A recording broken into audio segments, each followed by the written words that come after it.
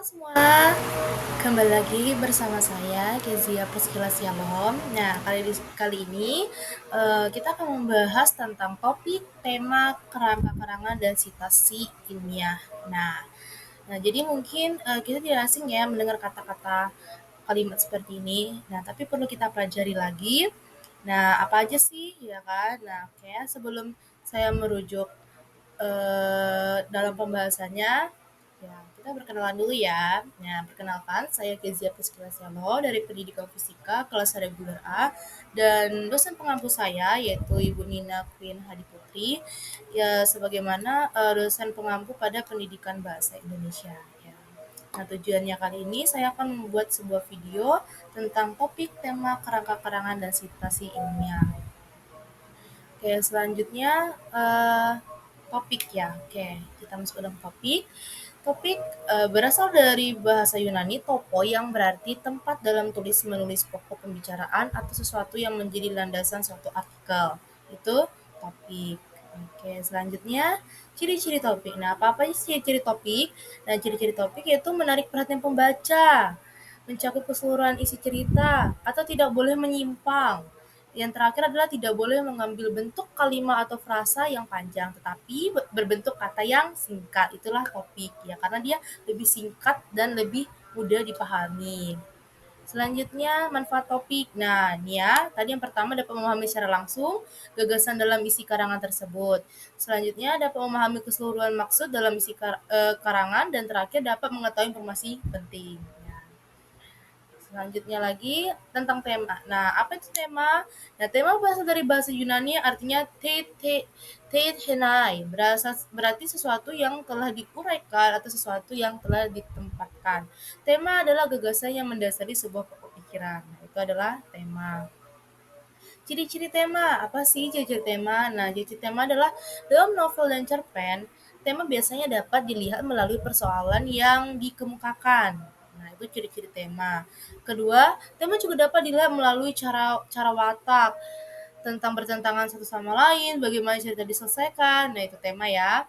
Dan terakhir dapat dikesan melalui peristiwa kisah, suasana, dan unsur lain seperti nilai kemanusiaan yang terdapat dalam cerita, plot cerita, perwatakan, watak-watak dalam sebuah cerita. Oh, jadi tema ini adalah kayak segala sesuatu yang perlu kita lakukan, kita harus tahu nih temanya yang bagaimana, yang ceritanya yang bagaimana, agar kita bisa menentukan apa yang akan kita lakukan. Misalnya contohnya dalam sebuah drama, temanya kita ini kali ini tentang kisah seru, cerita tentang lucu-lucuan. Nah, pastinya kita juga harus mengetahui temanya dulu. Nah, setelah mengetahui temanya, kita bisa akan melanjut menjadi melakukan drama, ya kan, atau plot cerita. Nah, seperti itu.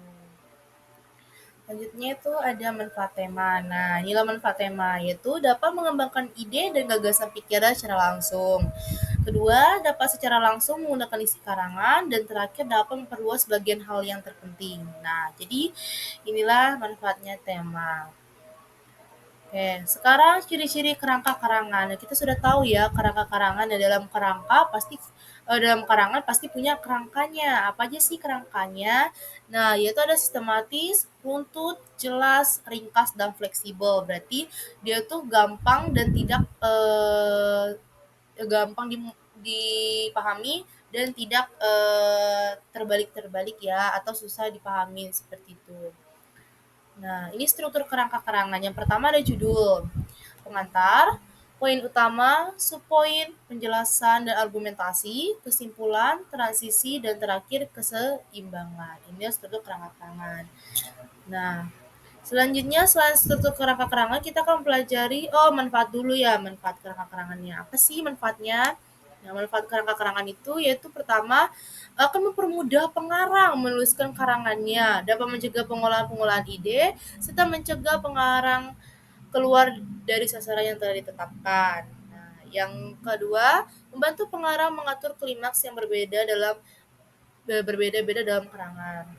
Dan terakhir, bila kerangka karangan telah rapi, berarti separuh karangan sudah selesai. Karena semua ide sudah dikumpul, dirinci, disusun dengan teratur. Pengarang tinggal menyusun kalimat-kalimat untuk menyembunyikan ide atau gagasannya.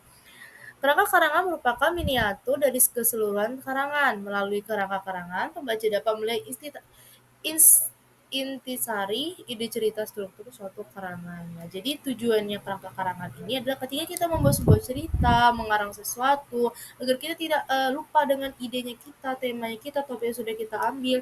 Dan perlulah kita punya kerangka dalam menyusun karangan. Nah, agar kita tidak salah dalam melakukan sebuah karangan. Nah, yang terakhir adalah sitasi ilmiah. Nah, sitasi ilmiah adalah cara penulis memberitahu pembaca bahwa materi tertentu dalam karyanya berasal dari sumber lain. Nah, berarti sitasi ilmiah ini adalah ketika kita memberikan satu penulisan atau apapun itu, nah bahwa ini berasal dari sumber yang lain. Nah, contohnya gimana ya? Kita lanjut dulu. Oh, ini ciri-cirinya dulu ya. Nah, ciri-cirinya adalah keakuratan, konsisten, kelengkapan, keterbacaan, relevansi, aktualitas, dan terakhir kepatuhan terhadap gaya penulisan. Nah, ini ciri-ciri sitasi ilmiah. Manfaatnya apa aja sih?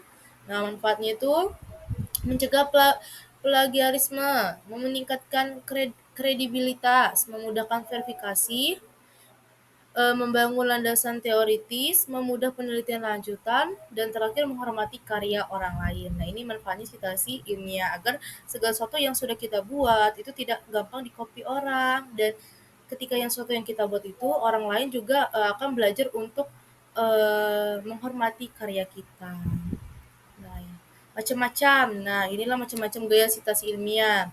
Ada gaya apa yang artinya American Psychological Association. Nah, itu yang pertama. Yang kedua, gaya MLA yaitu Modern Lawrence Association. Yang tiga, gaya Chicago. Keempat, gaya Harvard, dan terakhir gaya Vancouver. Nah, selanjutnya tata penulis sitasi ilmiah. Yang pertama ada nomor urut referensi, urutan penulis, judul, dan detail publikasinya. Ini tata penulisan sitasi ilmiah ya. Nah, ini kita lanjut ke contohnya. Nah, seperti ini ya. Nah, dia gampang dipahami ya, langsung lengkap ya. Contohnya ada nomor referensinya, inisial penulisnya, nama belakang, ya kan? Nah, contohnya kita bisa lihat di sini. Nah, seperti ini. Nah, seorang Johnson dengan namanya. Nah, ini contohnya ya. Jadi dia lengkap. Selanjutnya kesimpulan. Nah, kesimpulan yang bisa kita dapat di sini dalam penulisan makalah ya, kita harus mengenal yang namanya tuh topik, tema, kerangka karangan, dan sitasi ilmiah ya, agar kita bisa menghasilkan karya yang berkualitas. Nah, jadi segala sesuatu yang mau kita lakukan itu baik itu tema atau apapun itu ya kan, topik ya kan, itu pasti masuk satu rangkaian yaitu membuat sebuah makalah. Nah, gimana caranya membuat makalah? Itu tadi kita perlu mengetahui topiknya apa, temanya apa, kerangka karangannya bagaimana, dan terakhir sitasi ilmiah itu gimana itu memudahkan ya kan. Jadi sitasi ilmiah itu juga adalah sesuatu yang penulisan gaya gitu ya. Nah, itulah kesimpulan yang bisa kita ambil ya. Jadi kerangka tema, topik, kerangka karangan, sitasi ilmiah itu sangat berguna bagi kita dalam membuat sesuatu seperti makalah atau apapun itu. Nah, jadi ini video penjelasan saya yang singkat tentang topik, tema, kerangka karangan, dan sitasi ilmiah ya. Nah, yang terakhir adalah ini adalah tentang kerangka-karangan ya. Oke, saya kesimpulan ada kerangka-karangan. Oh, ternyata kerangka-karangan itu ada terakhir adalah terima kasih. Nah, jadi sekian dari penjelasan saya kali ini. Semoga bisa bermanfaat bagi kita semua. Eh, jadi itulah tadi tujuannya yang gunanya ada topik, kerangka karangan, tema, sitasi ilmiah itu mempermudah kita untuk membuat sebuah makalah atau apapun itu. Nah, sekian dari saya ucapkan terima kasih. Sampai jumpa. Bye-bye.